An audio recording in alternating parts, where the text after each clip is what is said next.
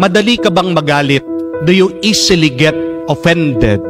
Ano ang magagawa natin para mapigilan natin yung agad-agad tayong naiirita sa ibang tao? Nung pong minsan, meron daw isang kwento tungkol sa isang monghe na nakatira sa monasteryo. At gusto daw po niyang magdasal na mag-isa.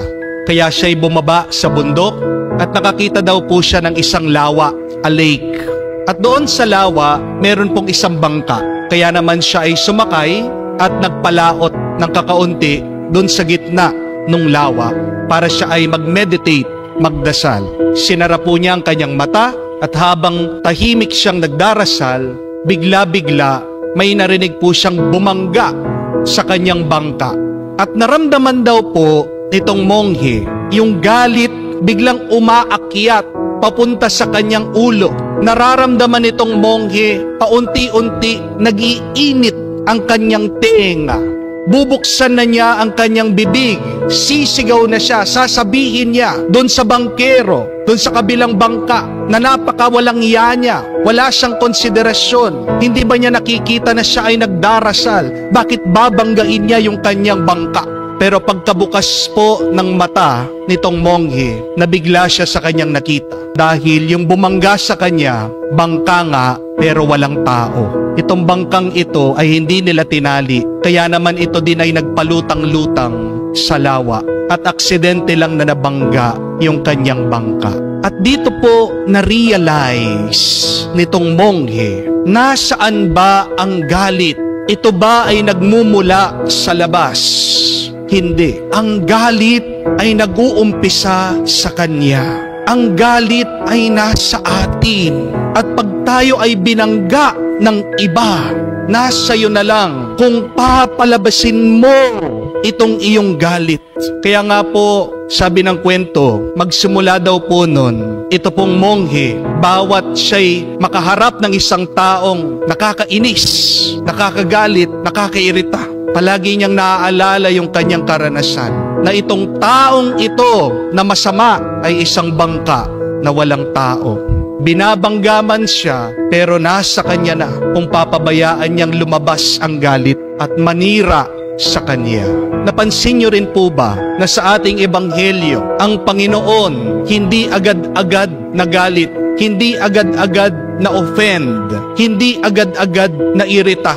Nakikidaan lang siya sa isang baryo sa Samaria, pero hindi siya pinahintulutan, pinigilan siya ng mga tao. Ano bang masamang ginawa niya? Pero itong kanyang mga alagad, itong dalawang apostol, si Santiago at Juan, silang nagagalit para sa ating Panginoon. Sinasabi nila, Panginoon, magdasal na po tayo. Magpaulan ang Diyos ng apoy para masunog, mamatay, maparusahan ang mga tao ito. Ganyan sila kagalit. Pero tanong ko po sa inyo, may narinig ba kayo na salita sa Panginoon? Wala. Hindi man siya nagsalita, tahimik lang siya. Pinagsabihan pa niya itong dalawang galit na iirita at sila ay umalis. Bakit? Dahil naiintindihan ng Diyos. Ang galit hindi nagmumula sa labas. Hindi nila kasalanan na siya ay magagalit. Kasalanan niya kung siya ay magagalit at magpapakontrol sa init ng kanyang ulo. Ano ba ang nasa loob ng puso ng ating Panginoon? Hindi galit. Ito ay kabutihan. Ito ay pagmamahal. Ito ay kapayapaan. So ask that question to yourself, my dear friends. What is inside of you? Ano ba ang meron sa iyong damdamin? Ito ba ay pagmamahal, kabutihan o kapayapaan? O baka naman inis, galit at hinanakit? Nasa iyo kung ikaw ay magpapakontrol sa iyong galit. At kawawa ka pag galit ang iyong pinakikinggan at sinusundan dahil maninira yan. Amen? May napakaganda po akong nabasa. Sabi po ng quotation, treat your emotions like visitors. They are just passing by. Ano man yung iyong nararamdaman, yan ay bumibisita lang sa iyo. At pag dumating ang bisita, oo, tanggapin mo. Pero wag mo naman papabayaan tumira sa inyo. Entertain mo. Pero hayaan mo din na umalis. Dahil pag pinabayaan mong manatili, mamahay sa iyo, malaking problema. Mauubos ka. Treat your emotions like visitors. Allow them to pass by. Do not make your emotions absolute. Kahit na totoo yung iyong nararamdaman, ano man yan, hindi yan panghabang buhay. Amen?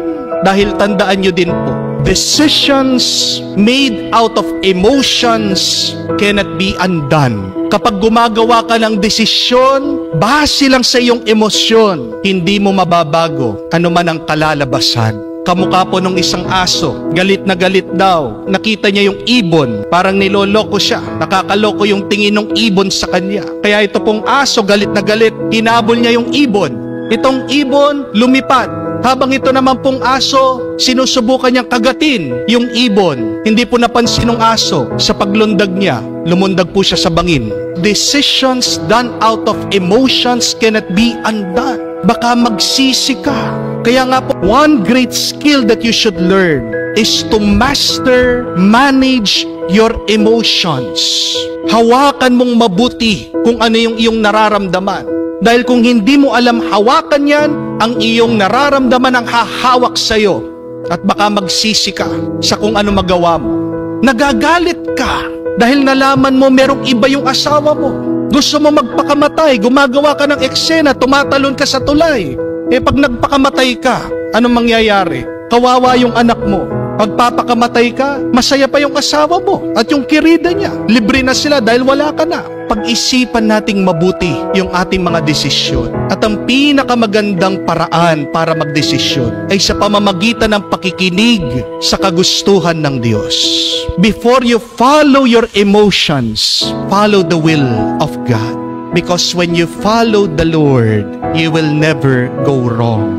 Pag meron kang nararamdaman na masakit, tanggapin mo, pero tanong mo muna sa Panginoon, Lord, ano ba yung magandang gawin? Dahil pag ang Diyos ang iyong susundan, hindi ka niya pababayaan.